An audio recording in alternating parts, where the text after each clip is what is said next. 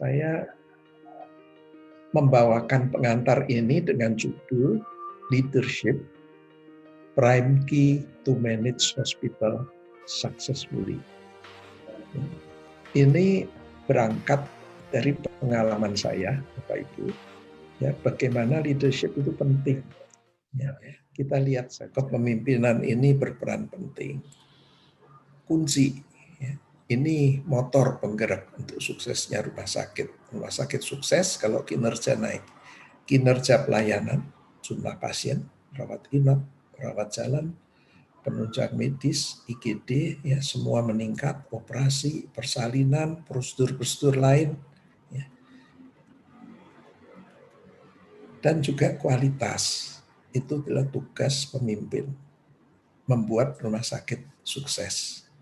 Misinya direktur rumah sakit atau manajer rumah sakit itu adalah meningkatkan kinerja, ya, meningkatkan kinerja, meningkatkan kuantitas layanan, kualitas, dan tentu keuangan. Ya. Bapak Ibu, ini yang saya mau stressing dari pengalaman saya, dari segi makro strategic management, ada dua hal penting untuk suksesnya rumah sakit. Ya. Yang pertama adalah kita, ini segi makro ya, kita harus memiliki dan harus mampu untuk menyusun Hospital Strategic Business Plan. Ini adalah roadmap kemana rumah sakit ini menuju sampai katakanlah 5 tahun ke depan. Kemudian yang sebelah kanan itu kita perlu hospital leadership quality. Ini topik kita hari ini, ya, yaitu kemampuan untuk membawa gerbong rumah sakit kita melewati roadmap tadi dengan melihat beberapa milestone sepanjang perjalanan menuju ke tujuan yang sudah ditetapkan di dalam Hospital Strategic Business Plan. Ya. Terakhir kita ada webinar mengenai Hospital SPP. Ini banyak sekali peminatnya, lebih dari 130 pada waktu itu ya. Kali ini memang pesertanya kebetulan kecil ya, biasanya minimal itu 75. Tapi sekarang ya mungkin karena hari Sabtu yang cepit oleh hari libur atau ya kita, atau mungkin terlalu panjang ya karena pelatihan. Nggak apa-apa. Jadi Bapak Ibu, dua hal ini penting dan kami menyusun buku ya. Beberapa dari Anda saya lihat sudah mempunyai bukunya, Hospital Strategic Business Plan. Buku pertama, nanti akan terbit buku kedua, juga akan ada buku Hospital Leadership Quality. Ya. Secara umum leadership itu apa?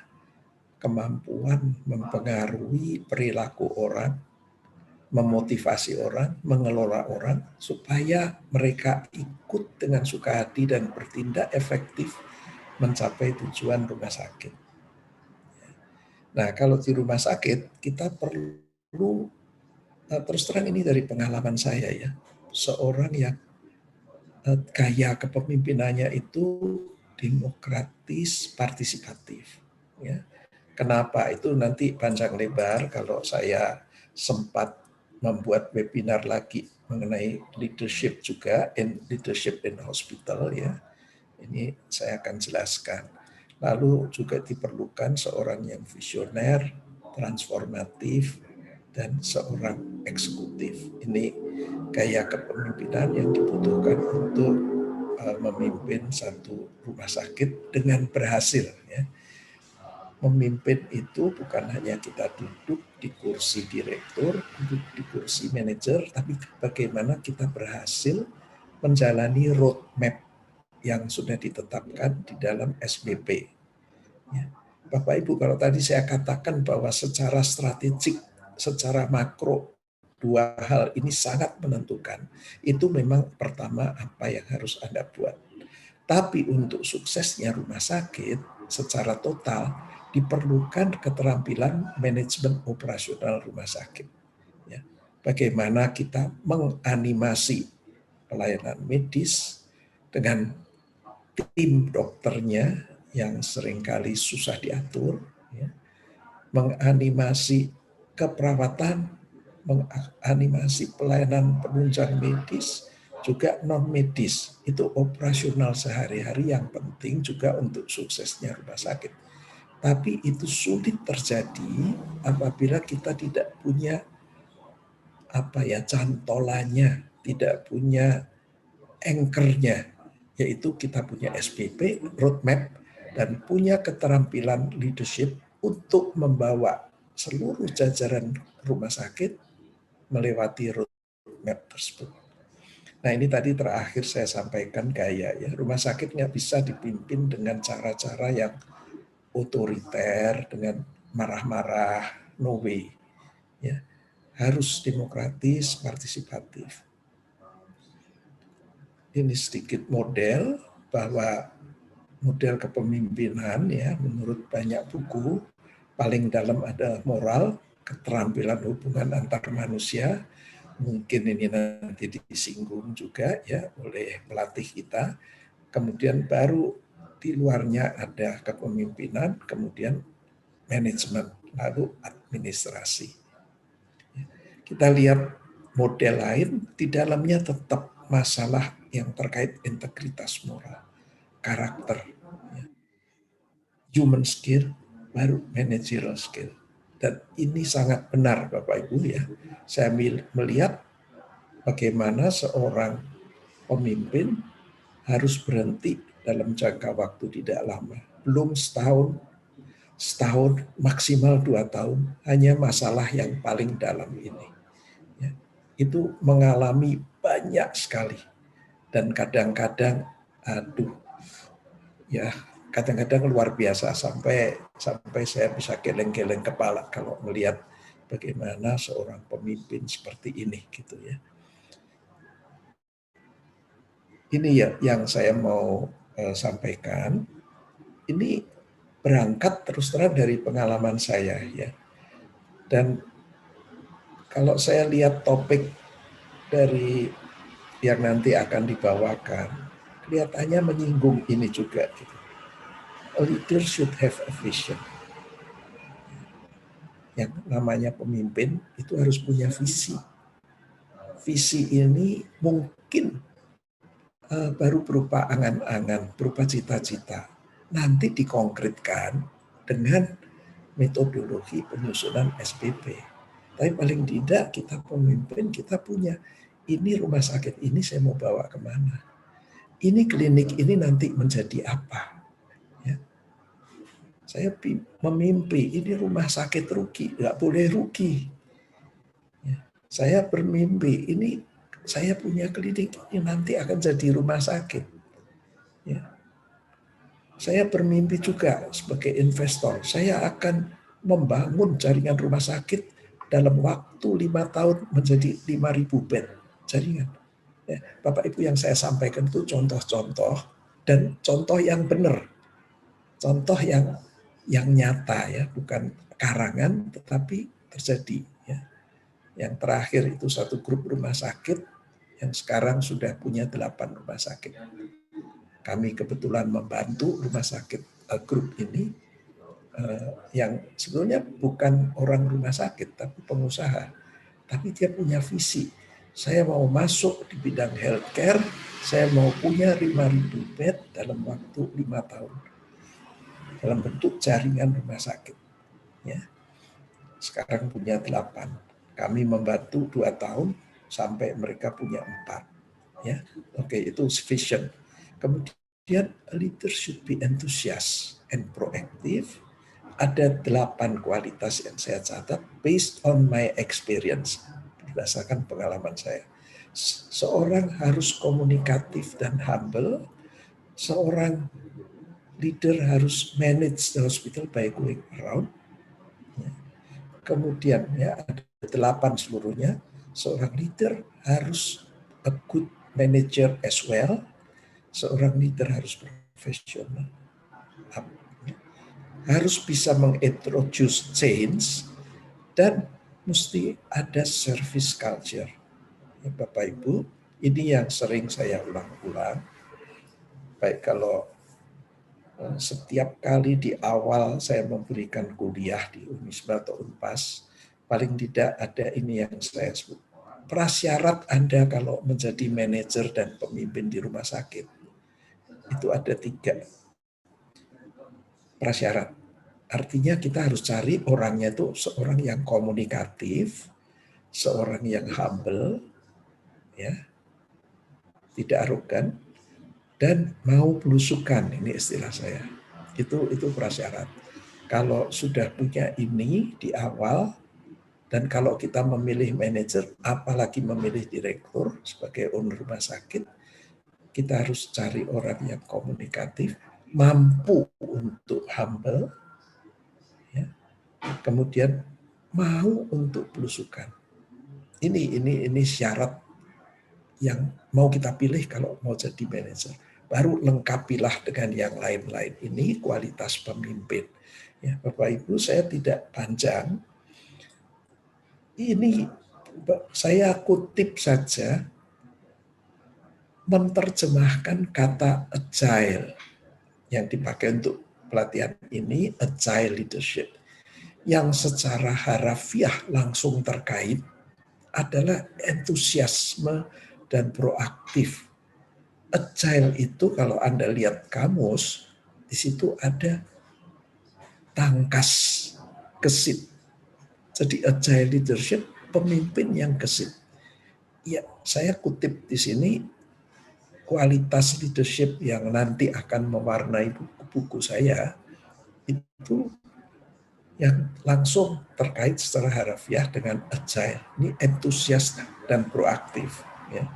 Jadi ini pemimpin entusias yang bersemangat, alive, ya, hidup, penuh energi, proaktif, motivated, penuh minat, tidak loyo, tidak lesu, tidak muram, harus selalu kelihatan hidup, ya, semangat, menunjukkan minat yang tinggi terhadap hal-hal baru untuk perubahan yang lebih baik, bergairah dalam bekerja, memompa semangat, ya, siap bersaing dan berkompetisi untuk mencapai visinya. Ya. Nah, proaktif, ini aktif, penuh inisiatif, selalu di depan, selalu mendahului, tidak reaktif, tidak menunggu. Ya, karena itu selalu banyak ke lapangan. Ya. Jadi sikap proaktif, update terhadap informasi dan data, sehingga kita selalu selalu well informed, ya, sehingga kita selalu bisa berjalan di depan, ya, mencari tantangan untuk perubahan yang lebih baik, inovatif, berani bereksperimen dan mengambil risiko. Ya. Nah, ini tadi yang sudah saya katakan, komunikatif dan rendah hati, ini tujuannya untuk membangun teamwork dan jejaring. Ya. Komunikatif tentu komunikasi yang baik, internal, eksternal, ke atas, ke bawah, horizontal. Saya rasa ini nanti juga akan di-cover oleh 2 pelatih kita. Ya. Kemudian membuat orang nyaman bicara, mendengarkan, tidak memonopoli pembicaraan, tidak over bicara. Ya. Jadi komunikatif itu bukan hanya asal pintar ngomong, enggak. Ya. Menunjukkan minat, menghormati lawan bicara. Mendengarkan penting, ya, kita punya 2 telinga, 1 mulut. Dengarkan 2 kali lebih banyak daripada kita omong. Ini humble, beberapa pemimpin yang arogan gagal. Terus terang saya mengalami, ya, bukan cuma 1, ya, di Jakarta, di Bandung, di Surabaya, di luar Jawa saya lihat berapa pemimpin yang humble rumah sakit meningkat. Staf medis tidak suka dengan pemimpin yang arogan. Padahal ini kunci sukses. Jumlah dokter yang menaruh SIP di kita itu kunci sukses. Salah satu kunci sukses. Humble tetap harus diikuti, bahwa kita itu punya prinsip, punya values. Sehingga kadang-kadang kita harus tegas, pegang aturan. Dan ini akan menimbulkan respect.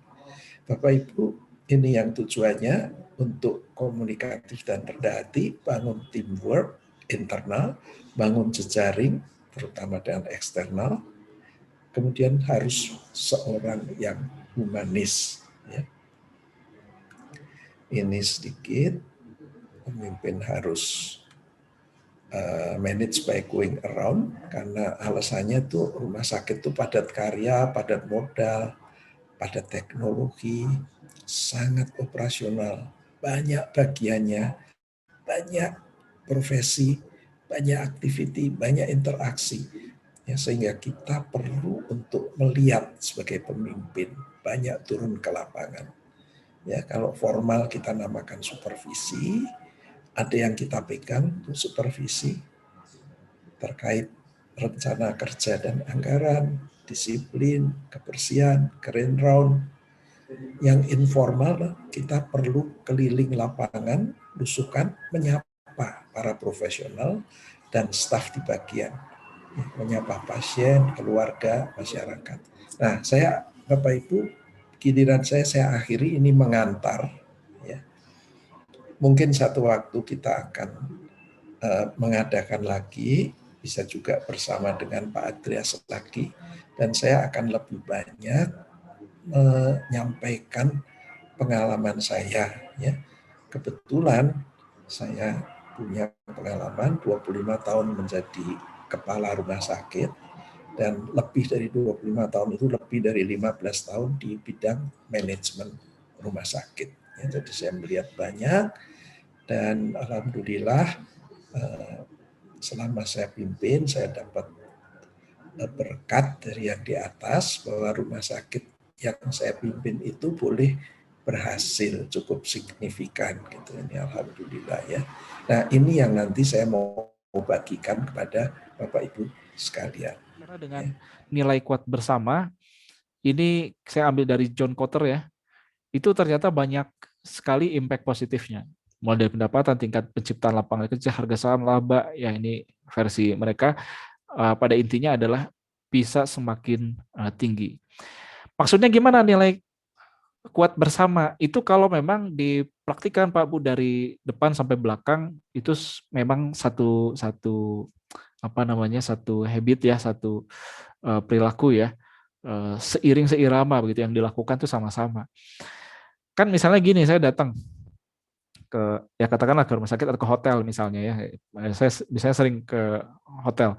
Kemudian di situ dia mengucapkan salam, greetings, memintakan izin ke saya untuk mengambilkan barang, mengantarkan ke kamar dan lain sebagainya. Depannya ramah, resepsionisnya ada bagian frontliner juga ramah ya. Ke bagian kitchen maaf. Bagian kitchen kokinya juga oke ya, sangat gaul sekali lah begitu.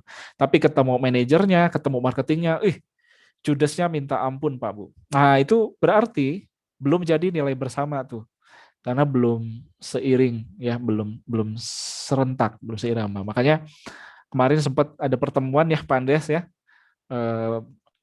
BOD kemarin ngajak apa Pak, pertemuan yang akhlak itu, value, corporate value ya. Corporate ya, BUMN ya. Ya, betul. Itu yang hadir siapa saja Pak waktu itu Pak Pandes? Sorry Pak Lutfi. Yang hadir saat sosialisasi itu? Ya Hampir mungkin semua ya. Hampir semua ya kemarin ya. Ada semua BOD dan lain sebagainya gitu ya. Oke, ya itu kemarin saya nggak sempat hadir soalnya Pak Andes ya. Tapi ya, Pak Andes yang ada di sana semua ya hadir ya. Ya, kalau itu ya hadir semua, gitu ya. Betul. Nah, supaya apa? Supaya memang satu frame, itu satu gerak langkah, supaya nilai-nilai ini aplikasinya juga nanti bisa saling mengingatkan, saling dijalani, gitu ya. Nah, kita bicara tentang different generation, jadi kita juga bicara tentang bagaimana menyelaraskan ketiganya, gitu ya. Kita sebagai leader sih memang agaknya perlu sepakat bahwa self value itu penting ya, dan juga corporate value juga nggak bisa dilupakan karena tempat kita bekerja ya di situ. Family value apalagi yang sudah berkeluarga gitu ya. Nah, maksudnya gimana?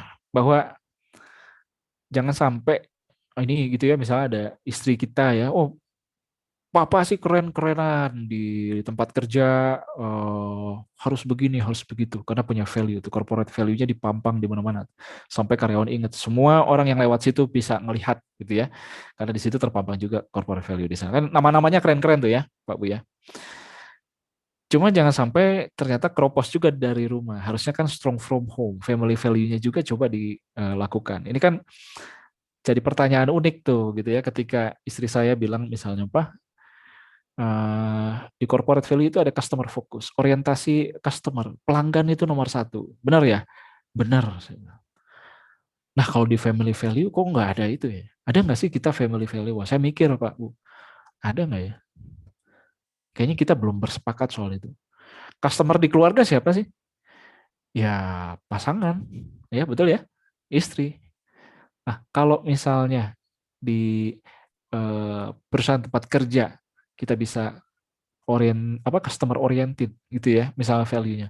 Kenapa kok di family enggak? Karena apa yang tercipta di keluarga itu akan juga terlihat gitu di perusahaan tempat kerja gitu ya. Nah, kita akhirnya pikir, oh iya betul juga nih. Kayaknya kita butuh diskusi soal ini.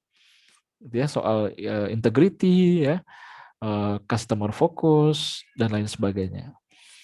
Karena apa yang saya meyakini bahwa apa yang kita lakukan di tempat kediaman kita, rumah kita, jika kita strong from home, kita akan juga strong di tempat kerja. Kita dapat spiritnya begitu.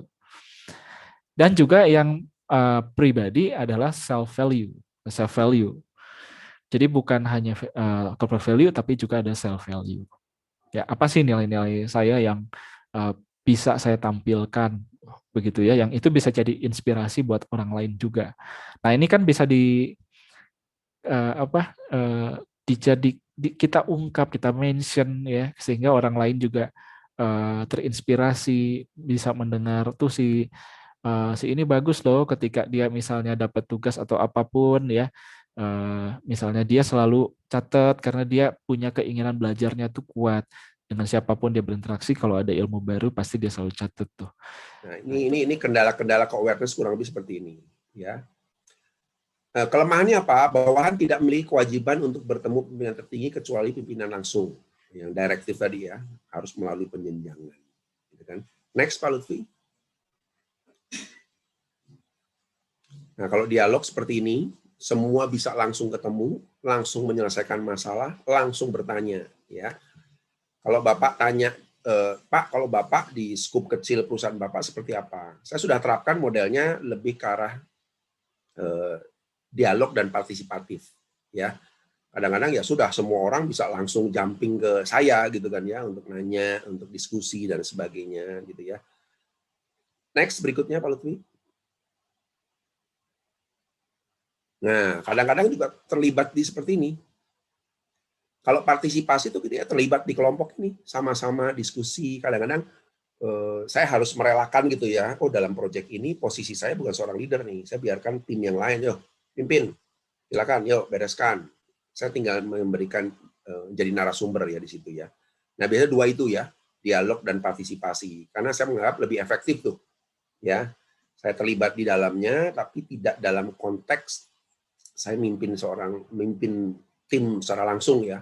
Di tim lebih dewasa karena mereka berpikir sendiri, bergerak sendiri, komunikasi sendiri gitu kan ya. Itu yang disebut partisipasi. Sedangkan kalau yang terakhir, nah empowerment ya, kalau sampai ke sini sih belum lah ya. Kadang saya masih harus terlibat di beberapa proyek ya, untuk sampai ke sini belum gitu ya. Tapi sebenarnya ada juga tuh modeling seperti ini. Kalau ini di setiap tim memang kapasitas kemampuannya, penguatannya memang harus mandiri semua ini, udah nggak bisa main-main lagi nih. Karena benar-benar pendelegasian tugas, kewenangan kepada tim-tim kecil tuh dikuat. Nah, sebenarnya kalau di rumah sakit, saran saya memang harusnya begini, Pak. Ya, memang harus tergantung kesiapan kita ya untuk melatih, mengajar tim kita tuh lebih dewasa. Jadi artinya ketika mereka mengerjakan tugas mereka di bawah, mereka bisa langsung bergerak nih. Contoh misalnya kalau kepala ruangan lah ya, dia pegang beberapa ruangan gitu kan, otomatis dia harus menguatkan positioning bawahan kita supaya mereka bisa mengambil keputusan dengan cepat di batas wewenang mereka, cepat berkoordinasi. Tapi kita benar-benar hanya sebagai narasumber jika diperlukan.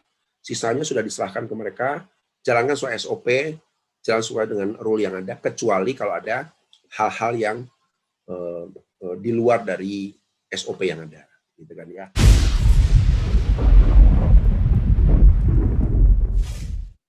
Terima kasih. Poin positif dari pelatihan ini, yang pertama pastilah menambah wawasan ya. Terus mungkin ini sesuatu hal yang baru, wawasan dari di luar dari teori yang diberikan oleh Dr. Albert yang di kampus. Saya soalnya mahasiswanya Dr. Albert. Kemudian hal yang akan dilakukan adalah insya Allah saya akan mengikuti saran-saran yang telah tadi diberikan. Pertama dari hal komunikasi dalam kepemimpinan itu harus bagaimana. Semoga saya nanti saya baca lagi teori-teorinya. Semoga saya tidak lupa untuk menerapkannya. Mungkin sekian dari saya. Assalamualaikum warahmatullahi wabarakatuh. Baik, terima kasih. Plus dulu untuk Bu Halimah ya. Pak Nurholis, monggo Pak, silakan Pak. Baik, terima kasih. Pertama saya merasakan bahwa ilmu yang didapatkan di sini sangat bermanfaat karena dalam sehari-hari saya sedang mencari sesuatu yang bisa dipraktekkan dalam mengelola satu lembaga milik pemerintah, tetapi cukup sulit untuk dikembangkan begitu, karena memang seperti tadi dijelaskan oleh Pak Lutfi ataupun Pak Andreas memerlukan trik-trik tertentu. Nah, dengan adanya seminar ini saya merasakan manfaat yang luar biasa menurut saya. Bagaimana saya bisa mengambil manfaat untuk mengembangkan ilmu ini di tempat kerja saya. Kebetulan saya bekerja di Labkesda Kabupaten Garut begitu. Kemudian yang kedua, saya juga selain bekerja di Labkesda sangat berkeinginan juga untuk mengembangkan bagaimana dunia perumahsakitan gitu. Kebetulan saya juga mahasiswanya Pak Albert. Saya merencanakan untuk mengembangkan satu penelitian terkait dengan apa yang disebut dengan visibility study sebuah rumah sakit ya di Kabupaten Garut. Ya, kebetulan ada rumah sakit baru di daerah Garut Utara. Nah, itu saya sangat banyak mendapatkan masukan dari materi-materi yang disampaikan oleh Dr. Albert maupun yang saya ikuti dari seminar yang terus saya ikuti, termasuk yang hari ini terkait dengan pengembangan sumber daya manusianya. Itu mungkin yang bisa saya rasakan, dan rencana saya seperti tadi saya ingin mengembangkannya dalam memberi masukan kepada Dinas Kesehatan terkait dengan pengembangan bisnis rumah sakit untuk pelayanan kepada masyarakat. Terima kasih Pak Lutfi. Ya, baik. Terima kasih. Plus dulu untuk Pak Nurholis ya. Terima kasih Pak Nurholis ya. Kemudian Bu Margareta terakhir, silakan Bu, monggo. Baik ya, selamat sore Pak Andreas, Pak Lutfi, Dr. Albert, Bu Ave dan tim HCM Excellence. Saya termasuk generasi milenial. Senang sekali belajar ya, suka sekali belajar, apalagi sekarang dengan situasi yang serba disruptif, luar biasa. Emosi diaduk-aduk, pikiran diaduk-aduk ya. Dengan pembelajaran agile leadership ini banyak hal yang bisa saya dapatkan, bagaimana kita memang harus fleksibel dan harus siap dengan segala tantangan. Dan memang apa yang disampaikan oleh pembicara dalam hal ini Pak Andreas dan Pak Lutfi termasuk Dr. Albert, semuanya sangat saya alami sesuai dengan realita yang kami hadapi gitu kan. Dan melalui materi ini semacam di booster, dikuatkan lagi, begini loh yang benar gitu kan caranya.